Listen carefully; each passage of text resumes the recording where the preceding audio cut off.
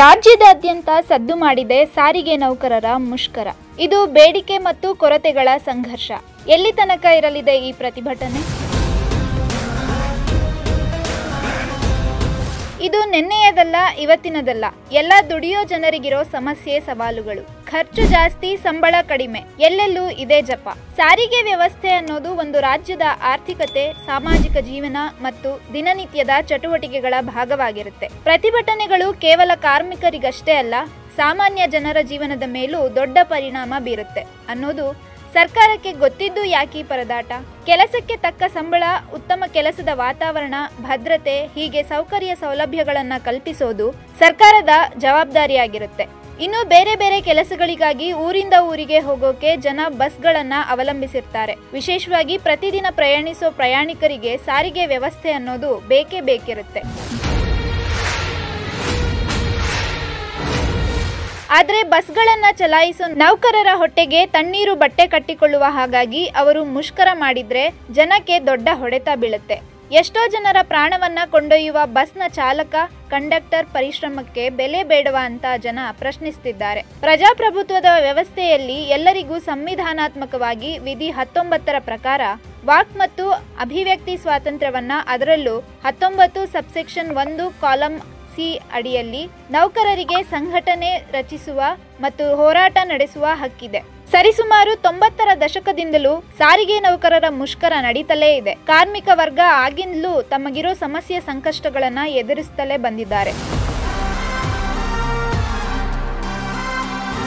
ಈ ರೀತಿ ಮುಷ್ಕರದಿಂದ ವಿದ್ಯಾರ್ಥಿಗಳು, ಕಾರ್ಮಿಕರು ಮತ್ತು ದಿನನಿತ್ಯ ಓಡಾಡುವ ಪ್ರಯಾಣಿಕರಿಗೆ ತೊಂದರೆ ಆಗ್ತಾ ಇದೆ. ನಗರ ಪ್ರದೇಶಗಳಾದ್ರೂ ಬಿಡಿ, ಅವರದ್ದೇ ವಾಹನಗಳಿರುತ್ತವೆ. ಆದರೆ ಸರ್ಕಾರಿ ಬಸ್ಗಳನ್ನೇ ನಂಬಿರೋ ಗ್ರಾಮೀಣ ಪ್ರದೇಶಗಳಲ್ಲಿ ಸಾರಿಗೆ ಸಂಪರ್ಕ ಕಡಿತಗೊಂಡ್ರೆ ಆರೋಗ್ಯ ಸೇವೆಗಳು ಮತ್ತು ದುಡಿಮೆಗೆ ಹೊಡೆತ ಬೀಳುತ್ತೆ. ಖಾಸಗಿ ವಾಹನಗಳ ಮೇಲಿನ ಅವಲಂಬನೆ ಆರ್ಥಿಕ ಒತ್ತಡವನ್ನ ಹೆಚ್ಚಿಸುತ್ತೆ. ಮುಷ್ಕರಗಳಿಂದ ಸಾರಿಗೆ ವ್ಯವಸ್ಥೆ ಸ್ಥಗಿತಗೊಂಡು ಸಾಮಾನ್ಯ ಜನರಿಗೆ, ವಿಶೇಷವಾಗಿ ಗ್ರಾಮೀಣ ಪ್ರದೇಶದ ಪ್ರಯಾಣಿಕರಿಗೆ ತೀವ್ರ ತೊಂದರೆಯಾಗುತ್ತೆ.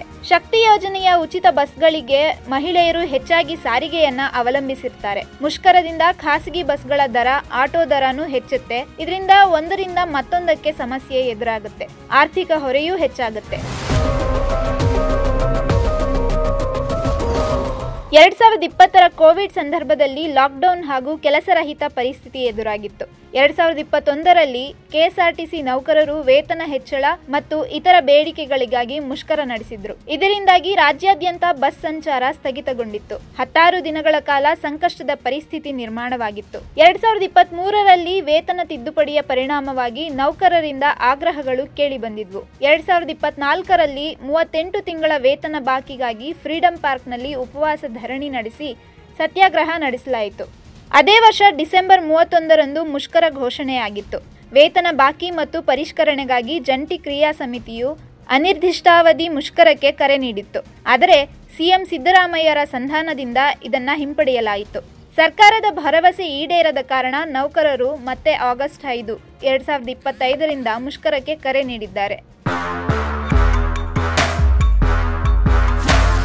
ಇದೆಲ್ಲದರ ಮಧ್ಯೆ ಕಾನೂನಿನಡಿಯಲ್ಲಿ ಎಸ್ಮಾ ಅಂದರೆ ಎಸೆನ್ಷಿಯಲ್ ಸರ್ವಿಸಸ್ ಮೇಂಟೆನೆನ್ಸ್ ಆಕ್ಟ್ ನಿರ್ದಿಷ್ಟ ಅಗತ್ಯ ಸೇವೆಗಳನ್ನು ಒದಗಿಸುವುದರ ಕುರಿತಾದ ಕಾಯ್ದೆಯಾಗಿದೆ. ಅಂತಹ ಸೇವೆಗಳ ಪಟ್ಟಿಯಲ್ಲಿ ಸಾರ್ವಜನಿಕ ಹಿತಾಸಕ್ತಿಯನ್ನು ಕಾಪಾಡಲು ಅಗತ್ಯವೆಂದು ಪರಿಗಣಿಸಿ ಈ ಅಗತ್ಯ ಸೇವೆಗಳಲ್ಲಿ ಮುಷ್ಕರಗಳನ್ನು ನಿಷೇಧಿಸಲು ಎಸ್ಮಾ ಸರ್ಕಾರಕ್ಕೆ ಅಧಿಕಾರ ನೀಡುತ್ತದೆ ಹಾಗೂ ನೌಕರರ ಹಕ್ಕುಗಳನ್ನು ಗೌರವಿಸಬೇಕು ಎಂದು ಹೇಳುತ್ತದೆ. ಹೀಗೊಂದು ವೇಳೆ ಸಾರಿಗೆ ನೌಕರರು ಮುಷ್ಕರ ನಡೆಸಿದಾದಲ್ಲಿ ಕಾನೂನಾತ್ಮಕ ದೃಷ್ಟಿಯಿಂದ ಏನೆಲ್ಲ ಕ್ರಮಗಳಿವೆ ಅಂದರೆ, ಕಾನೂನಾತ್ಮಕವಾಗಿ ಕಾರ್ಮಿಕ ಸಂಘಟನೆ ಲೇಬರ್ ಕಮಿಷನ್ ಮೀಡಿಯೇಷನ್ ಅನ್ನು ಉಲ್ಲಂಘಿಸಿದರೆ ಸೆಕ್ಷನ್ 22 ಹಾಗೂ 23 ಇಂಡಸ್ಟ್ರಿಯಲ್ ಡಿಸ್ಪ್ಯೂಟ್ ಕಾಯ್ದೆ ಅಡಿಯಲ್ಲಿ ಕಾರ್ಮಿಕ ವ್ಯಾಜ್ಯ ನೋಟಿಸ್ ಕೊಟ್ಟ ಅಡಿಯಲ್ಲಿ 21 ದಿನಗಳ ಕಾಲ ಅವಕಾಶವಿರುತ್ತದೆ. ಜಂಟಿ ಕ್ರಿಯಾ ಸಮಿತಿ ಕರೆ ಕೊಟ್ಟಿರುವ ಮುಷ್ಕರಕ್ಕೆ ಸಂಬಂಧಿಸಿದಂತೆ ನಾಳೆ ಮುಷ್ಕರ ನಡೆಯದೇ ಹೋದರೆ ನಿಯಮಗಳ ಪ್ರಕಾರ ಮತ್ತೆ ನೋಟಿಸ್ ಕೊಟ್ಟ 21 ದಿನಗಳ ಕಾಲ ಕಾಯಬೇಕಿರುತ್ತೆ. ಕೈಗಾರಿಕಾ ವಿವಾದ ಕಾಯ್ದೆ 1947ರ ಸೆಕ್ಷನ್ 22ರ ಪ್ರಕಾರ ಸಾರಿಗೆಯಂತಹ ಅಗತ್ಯ ಸೇವೆಗಳಲ್ಲಿ ಮುಷ್ಕರಕ್ಕೆ 21 ದಿನಗಳ ಮುಂಚಿತ ನೋಟಿಸ್ ಕೊಡಬೇಕು. ಇದು ಕಾನೂನಾತ್ಮಕವಾಗಿ ಮಹತ್ವವಿರುವಂಥದ್ದು. ಪ್ರತಿಭಟನೆ ನಡೆಸಿದಾದಲ್ಲಿ ಸೆಕ್ಷನ್ 24ರ ಪ್ರಕಾರ ಪ್ರತಿಭಟನೆ ಕಾನೂನು ಬಾಹಿರವಾಗುವುದು. ಎಲ್ಲಾ ಹಂತಗಳನ್ನು ಮತ್ತೆ ಪಾಲಿಸಬೇಕಾಗುವುದು. ಲೇಬರ್ ಕಮಿಷನ್ ಮೀಡಿಯೇಷನ್ ಉಲ್ಲಂಘನೆ ಆಗುವುದು. ಚಾಲಕರ ಡಿಸ್ಮಿಷನ್ ಆಗಲಿದೆ. ಅದಕ್ಕಾಗಿ ಕಾರ್ಮಿಕರು ಸೂಕ್ತವಾದ ಮುಂಜಾಗ್ರತಾ ಕ್ರಮಗಳನ್ನು ಯೋಜಿಸಿ ಪ್ರತಿಭಟಿಸಬೇಕು. ಪ್ರಜಾಪ್ರಭುತ್ವದ ವ್ಯವಸ್ಥೆಯಲ್ಲಿ ತಮ್ಮ ಹಕ್ಕನ್ನು ಚಲಾಯಿಸಬೇಕು. ಈ ಬಗ್ಗೆ ಇನ್ನೇನು ತಿರುವು ಸಿಗಲಿದೆ ಕಾದು ನೋಡಬೇಕಾಗಿದೆ.